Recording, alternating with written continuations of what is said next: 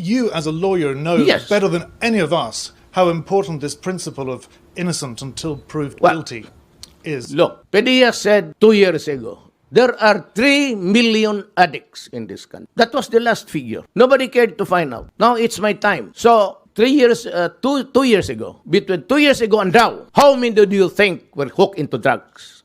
Let us give it incremental increase of about, just be liberal about 700,000. So 3,700,000. And the confirmed 600,000 now was surrendered and took the test for drug addiction. How do you call it?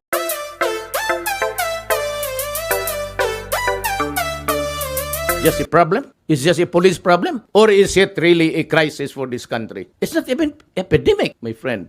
It is pandemic. So what am I supposed to do as a president? Empower the military and the police, for after all, they are there to protect the integrity and preserve the people of the Philippines. At the risk of gun law, sir. It can happen. It happens in America. They're shooting the blacks there. It shows on TV. It shows on TV. What's the difference between America and the Philippines? Nothing. So what is surprising here is surprising to us. We say policemen, they're shooting a black guy there. How many times had it happened in the past? That's why you have the violent demonstrations. So, would it surprise you and me? Almost the same. 1 case only, 3 cases here. So what? It involves the same principle. Say, for every 1 black there dead, you have about 5 here.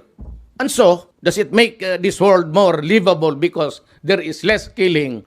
When you shoot a black there dead, what is that? Is that not appalling? When you bomb Syria and Iraq and you kill communities and you kill children and old people and hospital, what is it? And why is it that United States is not doing anything? I do not read anybody in that stupid body complaining about the stench there of that. Look at the iconic boy that was taken out from the rubble. And he was made to sit in the ambulance. And we saw it.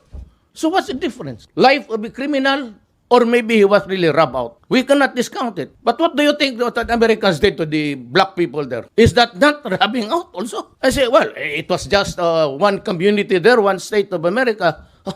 Well, but you have there about 10. So what's the difference? Are we here for the counting or the basic principles of human rights? Almost the same. Okay. Thank you, sir. Sir, last question from Doris daw.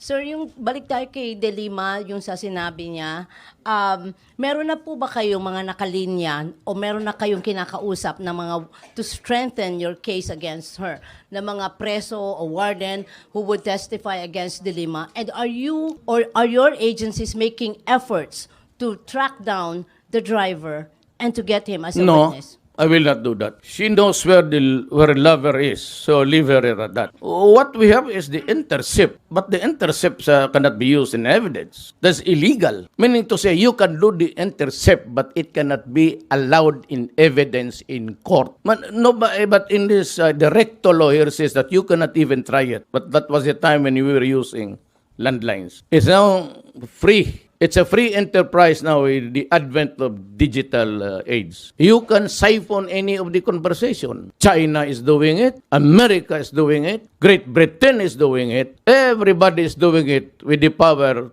to listen. They have the machines. There's a law. You cannot prevent them. But then, you cannot use it in court because it would not be acceptable. So if I just listen and say to you, and say I cannot reveal it, you must remember that I signed an executive order without waiting for Congress, the right to information. And in that executive order, I allowed everybody to even to look at the diapers in Malacanang. You have now the access to all documents you need to know if there is corruption or not. And that is my desire to do away with corruption. Now, can I now go to court and file a case? No, that is not my job. My job is in the higher the President shall do everything in his power to protect public interest. As President, I got this information being a privilege as a President, but I am not required to prove it in court. That is somebody else's business, okay? So,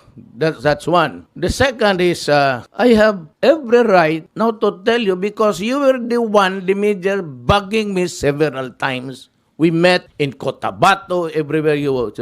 Who is the next mayor, senator that you will reveal connected with drug? I said, there is one. And I told you wait because I have to do something about this. First of all, you have to ask the permission from the country who provided it to just mention it without naming. But that country is really also mad at dilemma because it's involved in drug. Every country is mad. Even China, they even execute people. Indonesia, Malaysia, they hang them. Philippines have been asking for the restoration of the death penalty. So, if I were a soldier, I'll give you a classic case. I am a soldier. I'm assigned at Holo, Basilan, fighting the Abu Sayyaf. I work very hard for this country. Then my salary is given to my wife. She sets up the house, send the school children. While I am fighting to preserve democracy in this country, he knows now, suddenly, that his daughter got raped. That his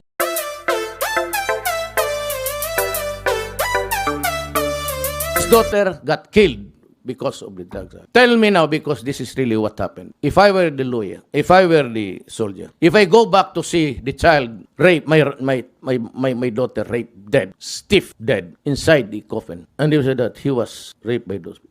What do you think I will do? I will ask the president permission. Mr. President, I have to kill these people. So why is it widespread? You know, when generals are involved already, when everybody, almost all of the policemen in region 4, there are 400 all in all, 100 in the same town.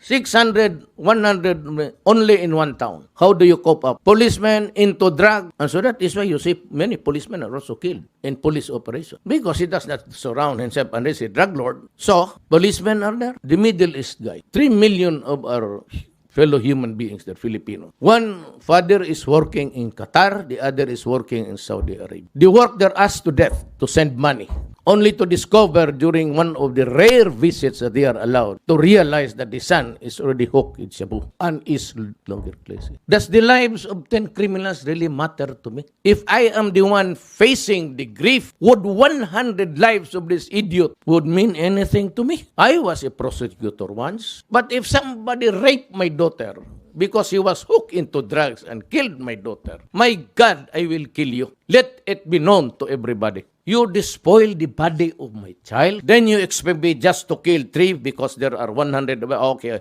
I'll just kill 3 because that would be a fair exchange of lives here. Can you measure an anger? If I were a policeman, you killed my son. If I were a soldier, you killed my wife and family, would wipe them out. Could I measure that anger by just about maybe 200 lives? Even the Americans thought that it's good. Charles Bronson, he was a Death Wish? Or what was the movie about? He was a cop, he was a vigilante. Just like Clint Eastwood. They reflect. Actually, they are the mirrors of life. They mirror the lives of everybody. Do what? No, in the sense that I do not believe the crusading justice there. It's far different. He has his own duty as oath to protect. Mine is a larger. I have to protect a country. He simply is appalled and he has pity to the fellow Americans who die needlessly in the hands. They are law-abiding citizens. They do not carry arms because they obey them. And yet they are waylaid, they are killed for nothing. They are being, there's a stick up and you see, there's a camera, there's a lady going out of the apartment and she ends up dead. So on the average, that policeman has that paradigm. What's happening to this fucking thing? Then the serial rapists are sent to jail. After 2 years, they are allowed to go out. Then they go out, they look for houses with open windows. Nobody's there except the daughters or the children. He goes into the room, carries the child, brings her to the nearby woods, and what is true there is true here. The mirror of life is portrayed before us. That's what I mean. If it's a sense of my character, it is not an original trait. I have my faith to follow. I've been telling everybody, you cannot build a nation over the bones of your citizens. But with the crisis of 3 million plus the 500 that are now addicted, what kind of mirror do you want to portray your anguish and anger? Let us be clear on that. But you might think, so what are you? My friend, I am a human being. I know how to get angry. I should know how I would get soft. I know how to pity. And I know how to have a rage. How do I react? It all depends. If it's my daughter, I'll kill you. If just an ordinary citizen, I'm privileged because what? Because my children and I, we are protected by the presidential security. Even my children will protect. But I wish I could go around just like